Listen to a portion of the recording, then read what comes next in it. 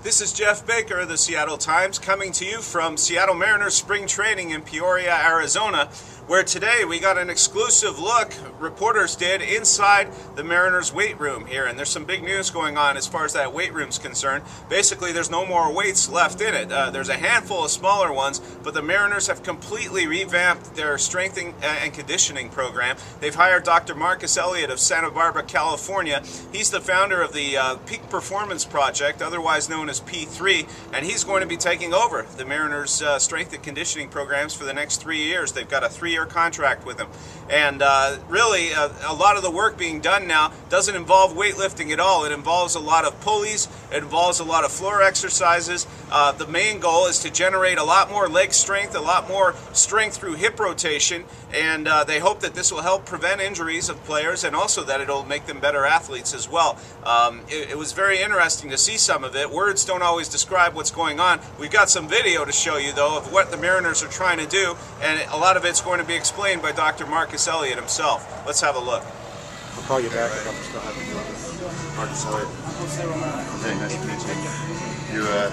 Were you right from? In terms of our model, I mean, we use a lot of technology to, like I said, to understand how a baseball player creates force. We've spent a whole lot of time working up rotational mechanics. That was one of the draws for me to get into baseball, is that I didn't feel like people had thought about rotational mechanics as much as they probably should for the trained baseball players. There's no other sport where there's one movement that's so essential to being successful in the sport. And you can have guys that really don't seem like they should be able to, they shouldn't make a college sports team, you know, in terms of athleticism, but are these beautiful rotational athletes, and they can do that one rotational, that long kinematic sequence movement so well, even though they don't run that fast, jump that high, maybe have poor posture and so on, but they're beautiful rotational athletes. And so to me, that's at the anchor of building a great baseball player, is understanding how to build a rotational athlete. Ripped here is this is the latest copy but this is about half of the 50 guys that we had at minicamp, your top minor league players. These are our individual needs analysis for each of these players hierarchically. So, for instance, Dustin Ackley, primary goal is lower body power, hypertrophy, thoracic extension, try to get improve his posture, dorsiflexion, and then top end. He doesn't always get everything he has out of his body. He's a beautiful rotational athlete, though. I can show you some sequencing we did on him. But those are his individual needs, and it's very different than Almonte just showed up with it. It's a beautiful this is a beautiful force time curve. This is I don't want to throw anybody under the bus too much here, but when Ackley came down, Michael Sanders was down also. This is his force time curve. His peak vertical is much bigger than his horizontal. It peaks before his horizontal peaks, which means that he's trying to create horizontal force, but he comes up a whole lot before he gets that peak horizontal force. And when athletes do that, it causes them to move their head so much that it's hard to hit a baseball. So most athletes that create a lot of vertical force, they end up not using their legs because it's not any fun not to hit the baseball. So they end up not using their legs so they can actually hit the ball because they don't move their head as much, but they don't hit with as much power because they don't get their lower half. You know, we get these big unathletic guys in there, and they walk in and they do a few of these, and they do a few of these, and they do a few of those. They're just hidden in all the equipment, and then they walk out. The big unathletic guys walk in now, and we're doing big explosive movements, you know, lateral jumps and accelerations and things, and there's nowhere for them to hide. Their lack of athleticism just stands out like crazy. So what was their reaction when they walked in and saw the weight room completely changed? What was it? Well, you know, I haven't even been here for all of it, but I've heard all the reports. Okay? Which are? Guys walk in and they say, "What do I do?" Clifford's been here for quite a while. Rocket. You guys know Rocket? Oh, yeah. Alan Mortella? Unfortunately. And we brought in Danny Garcia. I actually offered to halve my salary, cut my salary in half, so we could bring in a really good top-end guy to help these guys. Skater jump time. Yeah. Skaters. Yeah.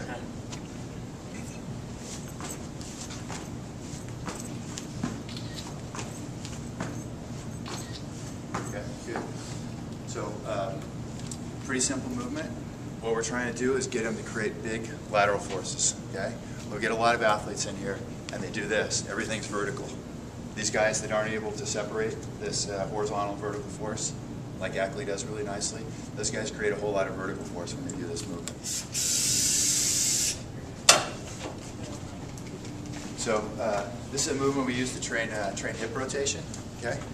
This the unique thing is there's been a lot of effort to sell exercise equipment, lifting equipment, and it's directed a lot of the training programs. Most equipment is overrated. You know, we have almost nothing. You know, we have a bunch of open space, so we can see what kind of athleticism or athletic sport. You're always trying to accelerate. You're always trying to accelerate. So this is going to push against them the whole time. Go ahead, Danny. So this is the train hip rotation.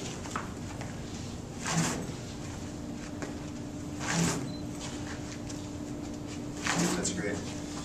So normally it's difficult to train hip rotation. It's so damn important in your sport. It's hard to train rotational movements, and so we're going to be really creative about how we do that. We have lots of tools for it, but these guys are these air-driven pulley systems. And I just felt like there was a lot of goodwill in this organization, and that it was going in the right direction. That a lot of things were going to be falling in place for the Mariners, and that was really compelling to me.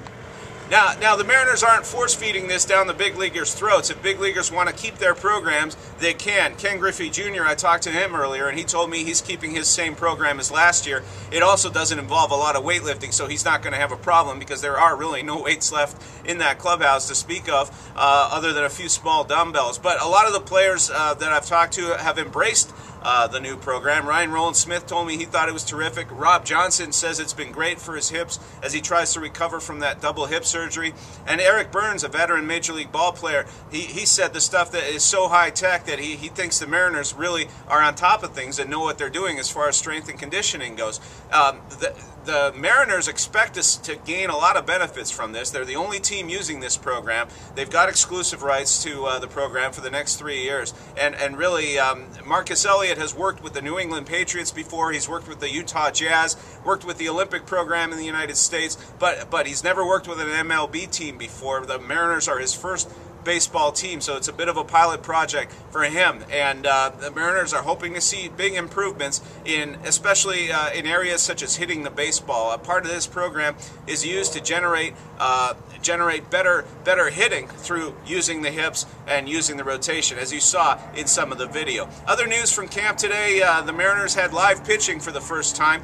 Hitters didn't take any swings, but they did stand in and track the ball. Sean White had a pretty good performance. Manager Don Wakamatsu said White looked very good, had a lot of sink on his sinker, and that's huge for him because that was his bread and butter pitch last year before he had that shoulder injury that raised questions about whether he's going to make the bullpen this year. So a good job by White, and he's going to have to keep providing more outings like that in order to make this team. Mauricio Robles, the AA pitcher the Mariners acquired in the Jared Washburn trade last summer, he was acquired along with Luke French. He also impressed quite a few people, especially with the changeup that he was throwing. We know that he has a 95+ mile-an-hour fastball, Robles does, but the changeup was something that a lot of the hitters were complimenting him on afterwards, and that's pretty unusual for a young minor league pitcher to get those kind of remarks coming from big league players, but that's what was happening here. So a good day for him as well. Jose Lopez kept on working on his third base, taking ground balls, making throws from third base. Wakamatsu said he had a much better day today than he did yesterday when he was mishandling quite a few balls that were hit his way. Lopez, for now, is being kept out of running drills. He's got a bit of tendonitis in his knee, and so they're bringing him along slowly, both in the work that he's doing at third base as well as in his running regimen. And that's about it for now. Here on the third full day of full squad workouts for the Mariners down at Peoria, Arizona. Don't forget, we're going to have Geoff Baker live coming up at 6 p.m. Pacific time, and we can talk all about this and more. And we're also going to show you a lot more stuff about the new Mariners fitness program. In order to see some of it, stay tuned right here, where you always do, on the blog.